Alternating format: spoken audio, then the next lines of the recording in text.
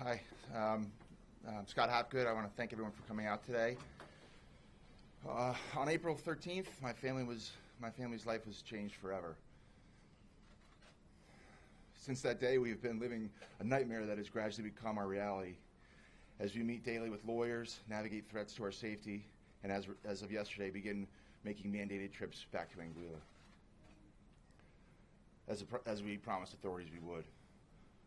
We want the same thing as the people of Anguilla, for the truth to come out.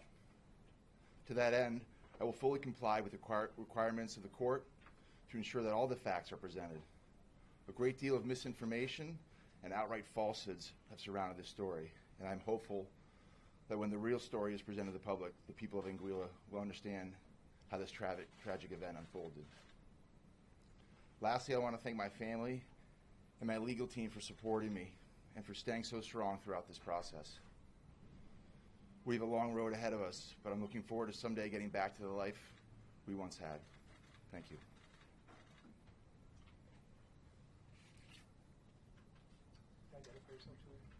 Yes, thank you everyone for being here. My name is Julia Arbesman. I'm the International Counsel who is representing Mr. Hopgood. Yesterday, Scott and I made what will be the first of 3 court-mandated trips to Anguilla this week. All in, it took us 23 hours from the time we took off and landed to JFK by a combination of 6 commercial aircraft. These trips have been preceded by numerous submissions to Anguillan authorities to ensure Scott's safety on the island in the face of a credible threat of violence. We were advised, in the context of a security warning by the police authorities, that the less time in Anguilla that he spends, the better. In the days leading up to yesterday's appearance, we were also formally advised by the Attorney General, who we understand is leading this case under exceptional constitutional authority, that he would be seeking an adjournment of the hearing currently scheduled for this Thursday, August 22nd. He is not ready to bring his case. Despite this, and knowing that the adjournment hearing is a minor procedural step which requires no input of the defendant whatsoever, we attempted to negotiate Scott's appearance by video, which the Attorney General is fully empowered to make through his consent. The Attorney General declined without explanation. In light of the threats of violence against Scott, we were in court in Anguilla over the weekend, arguing before the judge who granted bail in April that there was no need for Scott to come to Anguilla, given that the adjournment of the hearing of the 22nd of August. Why, in those circumstances, is it fair to seek further attendance by the defendant with the threat to safety and the financial and physical toll of this requirement until a settled future date is fixed? There's no logic or justice in this. We were denied. The legal team has worked tirelessly to make certain Scott receives a legitimate and fair trial. While we will fully comply with the requirements of the court, which we exhibited yesterday by making the first of our appearances, we are strongly opposed to onerous demands to attend procedural hearings in person when video would suffice. It is cruel and unreasonable justice to drag someone into the jurisdiction, to put them in harm's way, simply because there's a power to do so. On the one hand, you say there are credible security threats, and on the other hand require him to appear in person, not 1, but 3 times in 1 week. Why? When he doesn't need to stand charged but simply sit through the prosecution's request for an adjournment. Why? And this is just the beginning, I'm afraid, Mr. Hopgood, of a long legal process. Late last week, we also learned that the Attorney General withheld for more than 2 months a toxicology report that showed Mr. Kenny Mitchell was not only drunk, with a blood alcohol level that is double the legal limit in the US, but also high on cocaine and other drugs when he attacked Scott. We have been informed that Mr. Mitchell was also facing rape charges in the weeks leading up to the attack. We've been informed by the police that he had breached the condition of that bail and had been in their custody. The charges would likely lead to loss of his employment and loss of his visa rights to reside in Anguilla. During those months that the report has been withheld, the AG has allowed a portrait of Mr. Mitchell to persist in the media that is at odds with what we now know to be true. I worry about Scott's ability to get a fair trial when relevant information is withheld and a persistent narrative has been given to the potential jurors, the people of Anguilla, which is based on factual falsehoods and omissions. We're here today to urge the authorities in Anguilla and in the UK to work with us to ensure that the rule of law is followed, and followed in a way that preserves Scott's rights to due process. If you cannot guarantee his safety, we urge you not to require his physical attendance at every procedural hearing, especially if the only matter of that hearing is an adjournment that you yourself are bringing. This is not only good law, it is also common sense. We are confident that the evidence we've already uncovered and which will be borne out through the legal process, that Scott will be found innocent of any wrongdoing. We're looking forward with the assistance of the Anguillan, US, and UK authorities to resolving this matter finally. Thank you for coming. We'll take questions now. If you could, just identify yourself before you ask a question. Thank you. Hi, I'm Rana with WNBC. Could you go into a little bit more detail of what sorts of threats you are receiving and why you believe they are credible? I'll answer that. The threats have been channeled directly through the legal team. We have not been informed as to the calculus that goes into the police assessment of a threat situation for logical reasons. We know that the threat was sufficient to have triggered what the police referred to as an Osmond warning, which is an obligation under the UK law to provide disclosure and information that there is an existing threat to life. And we have acted on the information that the police have given us, not once, but multiple times since the 1st of August when that was first communicated to us. The police there are saying that he is the threat. Correct. No one has contacted him directly or...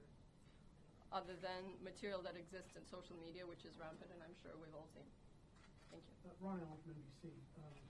In talking to some people in Anguilla, there's an allegation that after the initial altercation that you at some point held Mr. Mitchell down and prevented him from speaking even after other hotel employees had come into the room. Is that true? Why did you do that?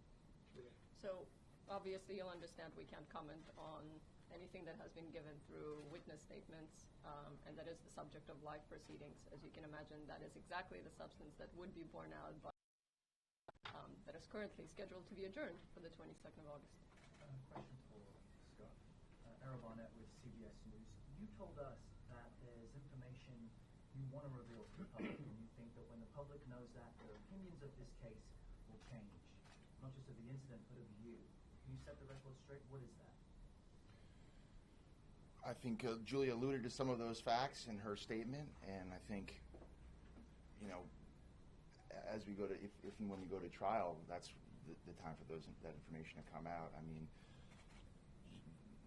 I don't think I can really characterize what this new information is, or what you think would change? Well, sir, I've referred to a couple of the things. We think the toxicology report and the very circumstance of it not having been disclosed, which is obviously of material importance to the case, is some of the facts that Mr. Hapgood is referring to. You've also spoken about the difficulty in going back and forth, the connecting flights, having to be there 3 times this week. Why not just stay there for a week? Would that be financially easier? Would that be a possibility? beyond. Because in the security environment in which we're in, we're advised not to. And Scott, how are you? I think we need to. How is it for you? Let's move on to Thank the you. next question for a second. Go ahead. Adam Reese, NBC. First, if I can ask you, just to clarify, they've asked you to come down 3 times, and have they told you that they're adjourning the 22nd, and you've come down once out of 3? If you could just clarify that. And for you, this is the first time we've heard from you. Can you explain exactly what happened when this gentleman came into your room, and also how you and your family are handling all this? So as to the question to me, I can confirm that there are 3 freestanding obligations which require us to touch in jurisdiction throughout the course of this week, all having to culminate in the hearing on the 22nd, which is currently going to be adjourned. So they're freestanding. We have not satisfied all of them by virtue of our first trip yesterday.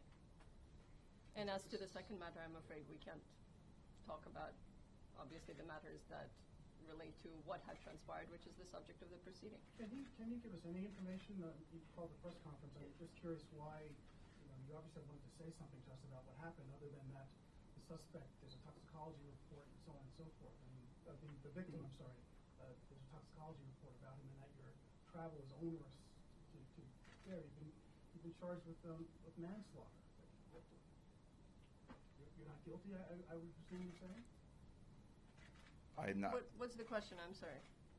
Can you give us some indication of what happened? Because again, you called us here to try and explain what's going on. It's a very serious allegation. We're trying to understand.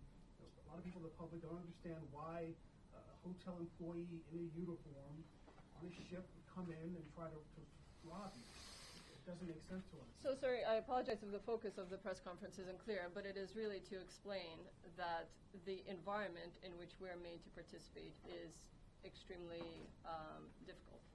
And it's made difficult not by the fact that there is a case to which a legal process attaches and in which we're obviously participating, demonstrated by the fact that to all the doubters in Anguilla and elsewhere that we would not. Thank you. Is there anything he can just say from a personal perspective, how you are doing, how your family is doing? Can we just hear in your own words? We're hanging on by a thread, to be honest with you. It was a terrifying incident. It was a terrifying experience on the island post the arrest, having spent multiple nights incarcerated, being threatened on the island and since. My wife, my children, we wake up with it, we live in it, we swim in it, we breathe it every day. And it only came to a head yesterday, having to board a plane to go back to that island to satisfy my bail conditions, which, look, we're trying to be as respectful of the process as possible. So that's why we went back there yesterday, and walking through that airport again and walking back into the police station to do was essentially, touching a table and turning around and leaving. We were Julia was there as well. We did what was asked of us to be respectful of the process, and we're trying to do everything we can. But if you're asking about how it's been emotionally since then, it's been a living nightmare. Julie, Joe Torres from WABC TV. You said, Julia, that the toxicology report has been withheld. Police have told you that it's unsafe for baby to be here, but at the same time mandated that you be here, and that it defies not only logic but common sense. At the same time, you say you'll be confident that he'll be found innocent of any wrongdoing. With all that preceded that comment and all the things that don't make any sense, what gives you the confidence that in the end you'll be found innocent?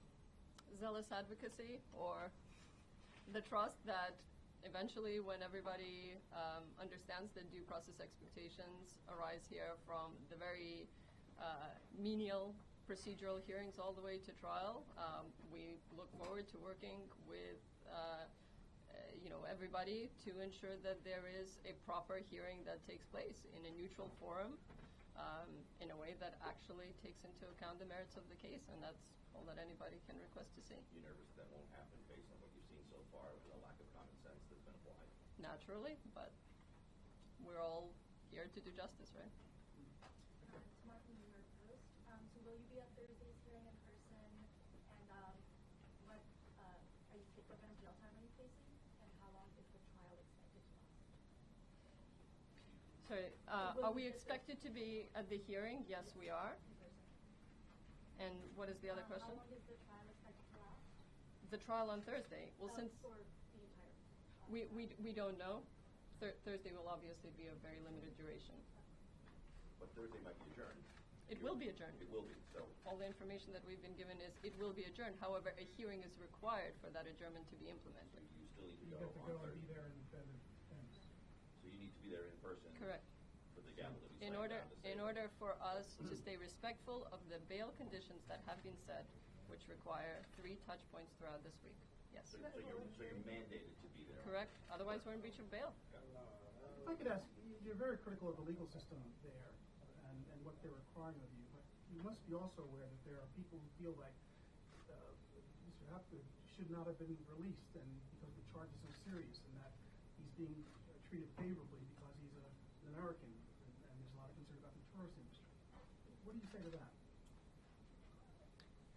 That you're being treated very fairly, that you're getting a break because you're an American, a wealthy American, there's a lot of concern about the tourism industry there, that most people who are charged with a crime like this would never have been allowed to leave the country. I'm not sure what the preferential treatment is referring to. As you're aware, there was a proper decision, judicial decision taken in the circumstances of the bail. That's a public decision of the Anguillan courts. I'm not going to refer to it, but it specifically cites to the prevalent concern for security of Mr. Hopgood had he not received bail. So I'm not sure where any of that concern arises, if anybody were actually to read the judgment of the learned judge. That's all we can say. Other than raise public awareness, Julia, what do you think this what do you hope this news conference will do for you and your client? I think awareness is key. We are raising awareness through every appropriate forum, including at senatorial and congressional levels, because I think this is a huge injustice of an individual who simply by virtue of being an American effectively is having to be dragged into a very chaotic and unsafe situation. Why And is that the is awareness unfair. key? Are you hoping that I'll make sure to get as many questions as possible. Stephen Pavey, Inside Issue. Can you elaborate at all on the threats you say you've received on social media, and are you taking any extra security precautions if and when the next trip to the island happens? We have traveled with security detail, and we understand that security was provided by the police to the extent they considered necessary and whatever was appropriate within their protocol. We don't have any specifics of what that was. And what about the Facebook threats or social media threats? What kind of things are people saying to you? Well, it's all in the public domain, so I'm afraid this would be rehashing the record, as it were. You have a question?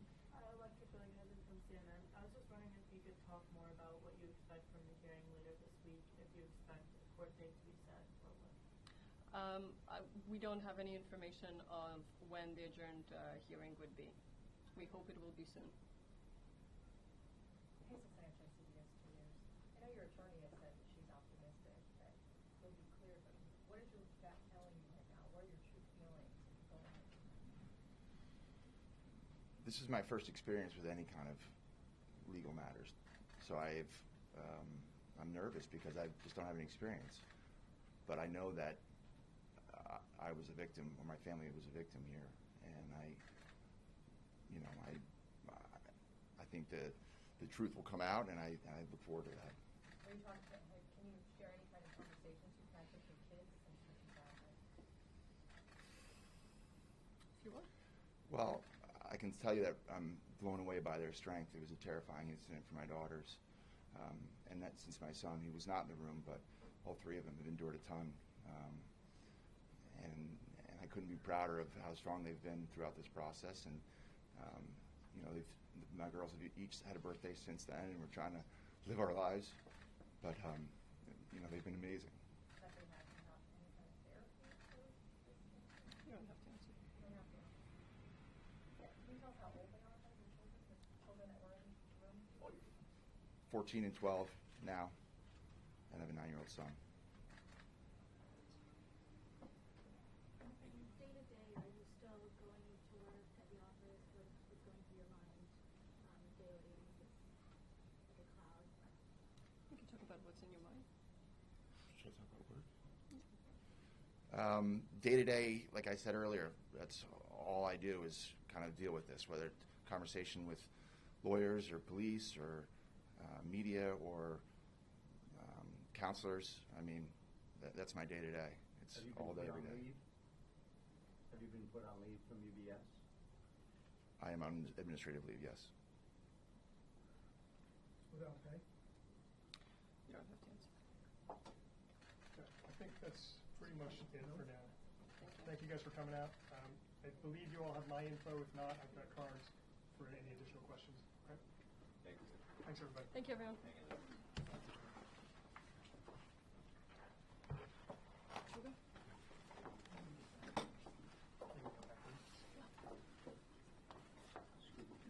Julian,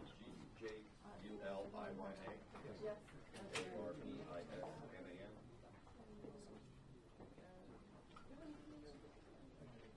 That's right.